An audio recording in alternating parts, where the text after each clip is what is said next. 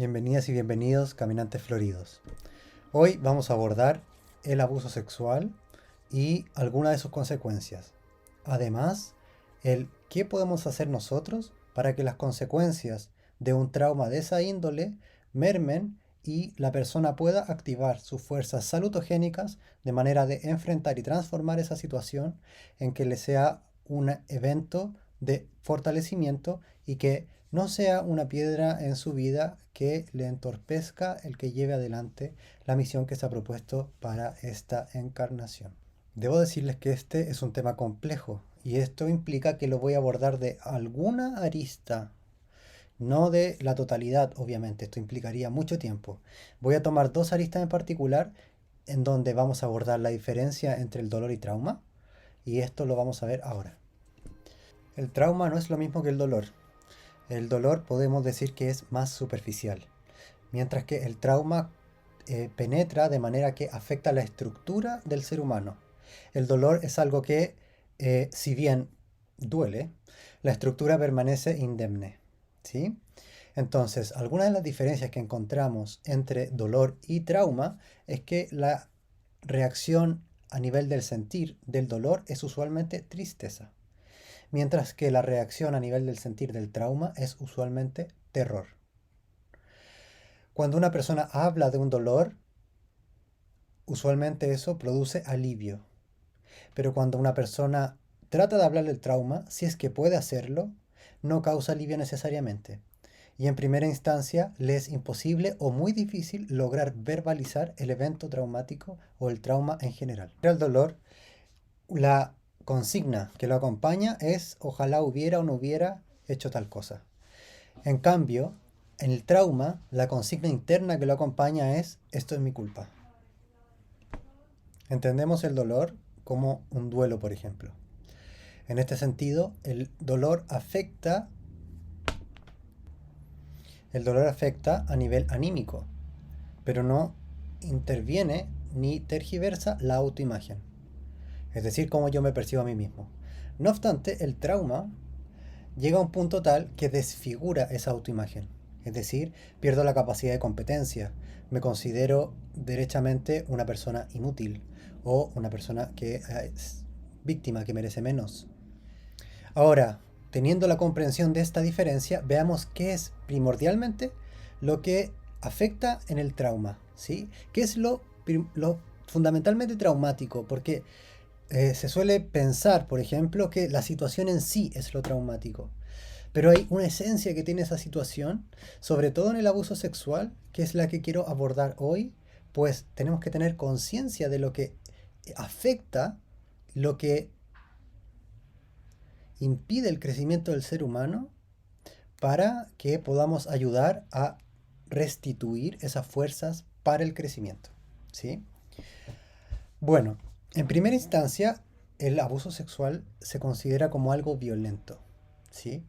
Pero la violencia en este sentido apunta a que más allá del golpe, que obviamente un golpe es violento, una palabra que apunta a denigrar es violenta, hay una esencia, un núcleo que es lo fundamentalmente violento. Y eso es lo que capta el sujeto como la violencia de la cual se trata de alejar, ¿sí? La violencia primordial en este sentido es el ser objetivado. Ser objetivado. Objetivado, puedo decir, esa palabra es cuando te objetan, es decir, algo que tú pretendías hacer es objetado, es decir, es cancelado. Es, eh, se te quita el carácter de sujeto, ¿sí?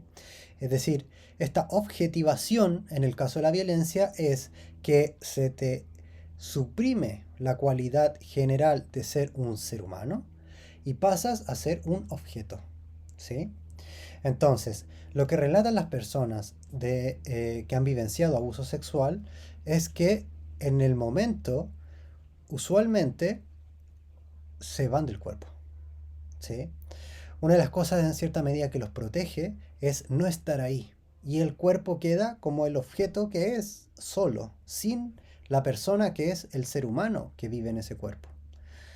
Entonces, la violencia en una primera instancia, y lo fundamentalmente violento es que se te suprime tu carácter humano, se te objeta la dignidad humana y el derecho de ser considerado como un ser humano único.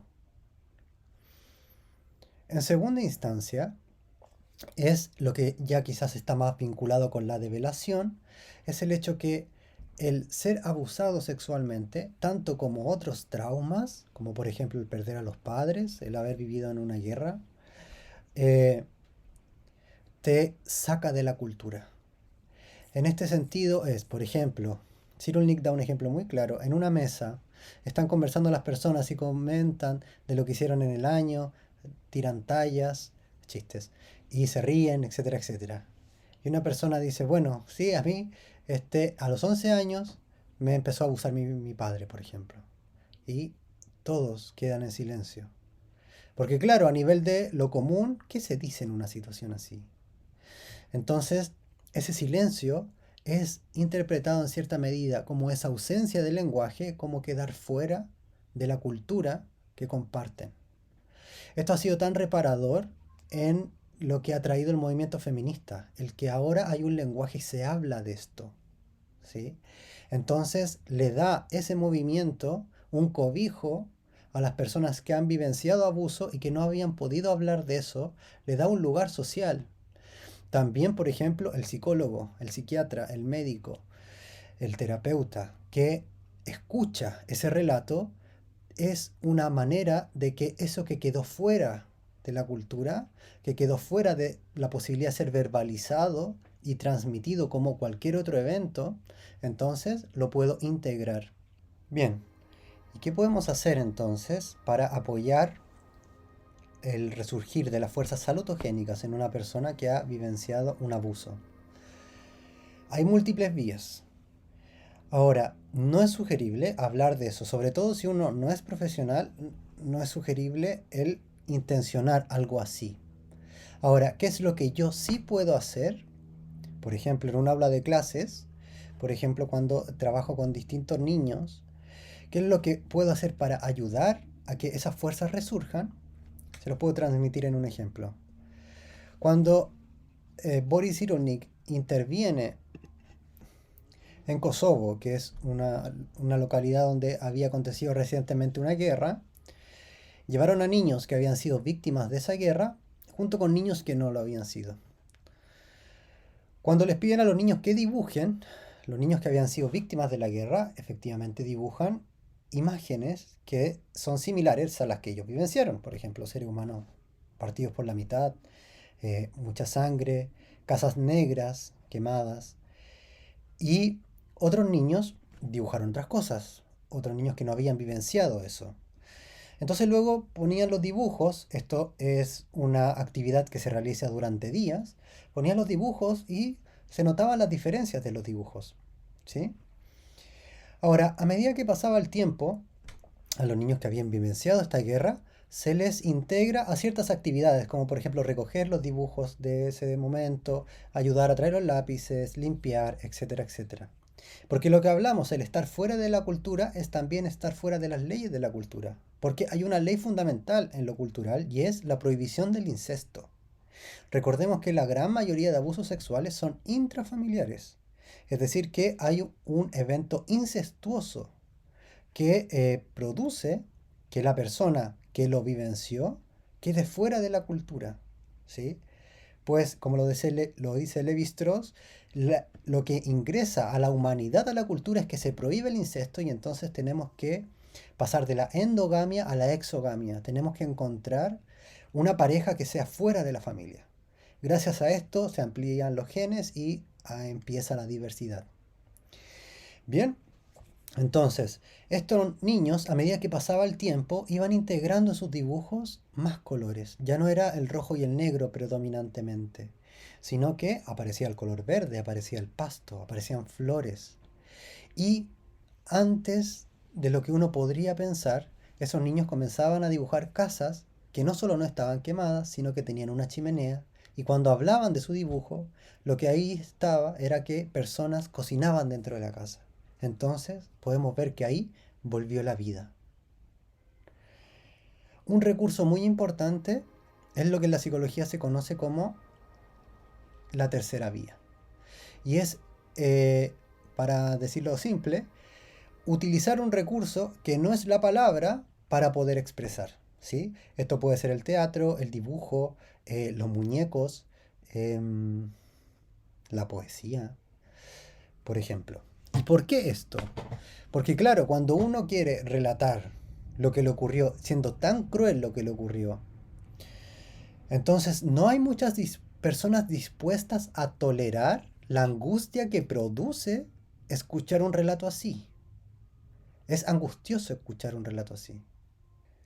La tercera vía es entonces una vía por la cual vehiculizar una situación traumática, es decir, alejarla un paso más allá de mí y poder proyectarla en ese dibujo, muñeco, poesía, de manera que a través de eso sea aceptada por otros.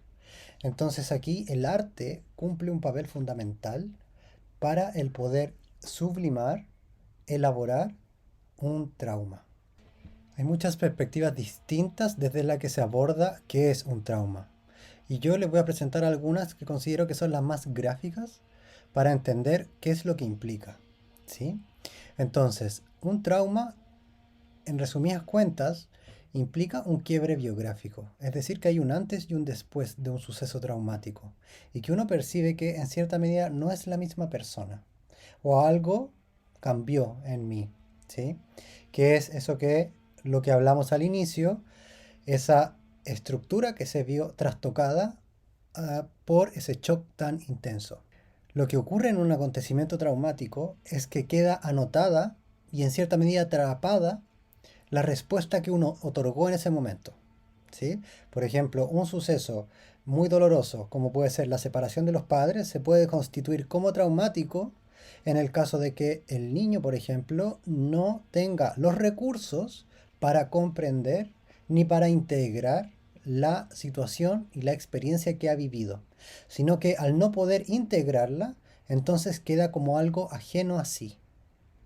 Como lo dice Levin, el trauma no reside en el acontecimiento externo que induce el dolor físico o emocional, ni siquiera en el dolor mismo, sino en el hecho de quedarnos atascados en nuestras respuestas primitivas ante acontecimientos dolorosos.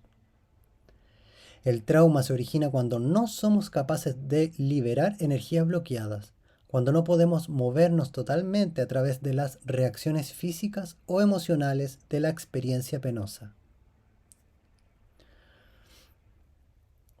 Ahora bien, lo que implica un testigo empático, es decir, una persona que reciba mi relato, que reciba mi dibujo, que no por eso me considere un ente raro o inferior, sino que acepte esa particularidad de mí, entonces constituye a esa persona como un testigo empático. Es decir, que hay alguien que escucha mi relato y en tanto que alguien me escucha, entonces yo puedo integrarme a esa comunidad. A esto dice Levin, el trauma no es lo que nos sucede o lo que nos ha sucedido, sino aquello que retenemos en ausencia de un testigo empático.